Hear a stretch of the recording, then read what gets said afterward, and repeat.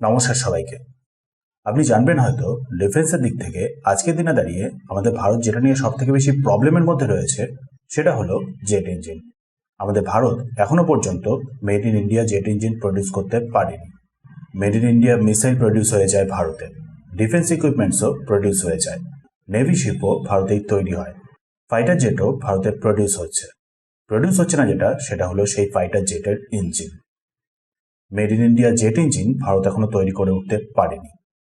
নাও এখন সেই পথেই একটা বিশাল বড় পায়ে গিয়ে দিয়েছে ভারত। ফ্রান্সের সাফরান কোম্পানির সাথে একটা মেগা ডিল হয়েছে $7 বিলিয়ন।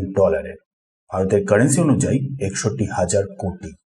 অ্যাকচুয়ালি ডিলটা হলো $7 বিলিয়ন থেকেও বেশি, যার মধ্যে ইনক্লুডেড রয়েছে রাফেলের M88 ইঞ্জিনের MRO ফ্যাসিলিটি হায়দ্রাবাদে।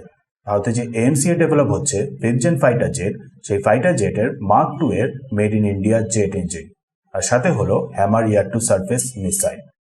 টোটাল ডিলটার অ্যামাউন্ট হলো প্রায় 62,000 কোটি মতো, যার মধ্যে থেকে ফ্রান্সের M88 ইঞ্জিনের ক্ষেত্রে সবার প্রথম ফ্রান্সের বাইরে ভারতে তৈরি হচ্ছে একটা বিশাল বড় MRO ফেসিলিটি।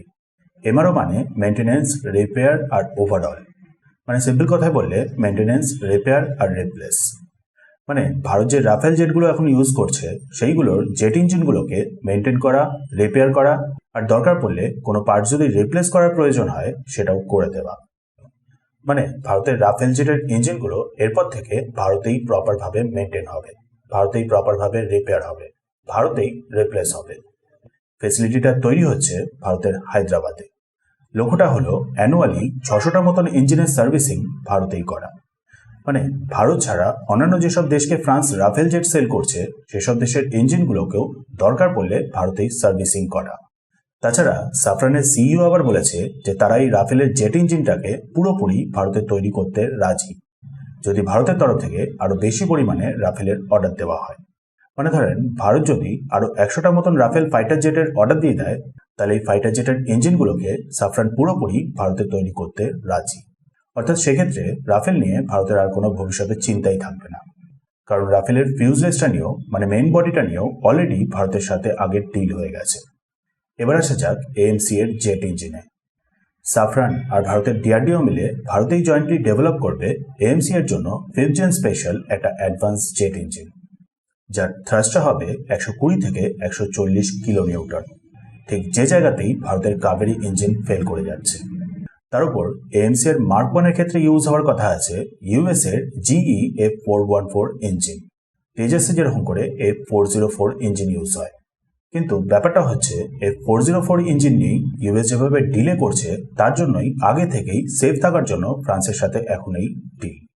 ফ্রান্সের সাথে ডেভেলপ করা নতুন জেট ইঞ্জিনগুলো ইউজ হবে AMC মার্ক 2-তে, ভারতেই ডেভেলপ হবে। আর শুধু এই ডিলটারই ভ্যালু হলো টোটাল 61,000 কোটি, মানে approximately $7 billion. Technology totally transfer হবে পুরো 100%। সাথে আবার কিছু কি কম্পোনেন্টস নিয়ে ইন্টেলেকচুয়াল প্রপার্টি রাইটসও ভারত পাবে। মানে সিম্পল করে বললে পুরো যে জেট ইঞ্জিনটা তৈরি হবে তার পুরো টেকনোলজিটাই ভারতকে ট্রান্সফার করা হবে। সাথে কিছু কি কম্পোনেন্টস মানে কম্প্রেসার, টারবাইন ইত্যাদি নিয়ে ভারত যা খুশি তাই করতে পারবে। সুবিধাটার ফলে প্রথম যেটা হবে সেটা হলো ভারত এর ফলে made in India 5th gen fighter জেটের ইঞ্জিন পরে নিজে থেকেই আলাদা করে ডেভেলপ করতে মোটামুটি ক্যাপেবল হয়ে যাবে।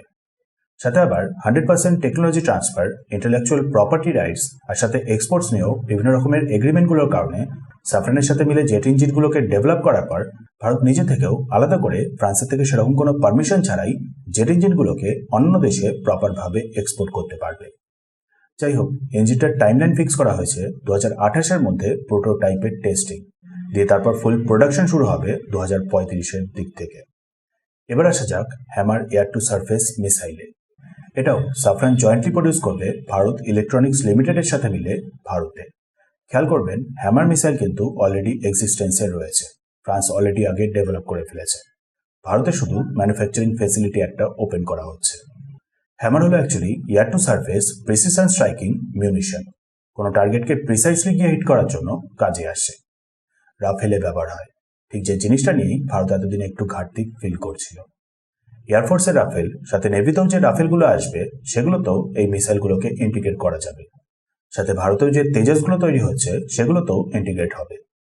ভারত আর ফ্রান্সের সাফরান মিলে 50-50 জয়েন্ট ভেঞ্চার, যার মধ্যে 60% আবার ইন্ডিজিনাস কম্পোনেন্ট থাকবে। মানে অনেকটা বলতে পারেন ব্রহ্মোসের মতন। ব্রহ্মোসকে যেরকম করে ভারত আর রাশিয়া মিলে জয়েন্ট ভেঞ্চারের মাধ্যমে ডেভেলপ করেছে, প্রডিউস করেছে, বলতে পারেন ঠিক সেই রকম।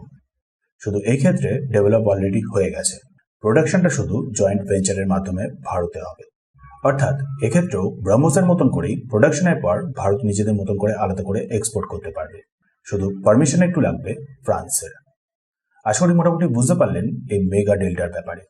ইনফরমেটিভ লাগলে লাইক, শেয়ার আর সাবস্ক্রাইব করবেন, বেল আইকনটা অন রাখবেন নোটিফিকেশনের জন্য। দেখা হচ্ছে তাহলে নেক্সট ভিডিওতে।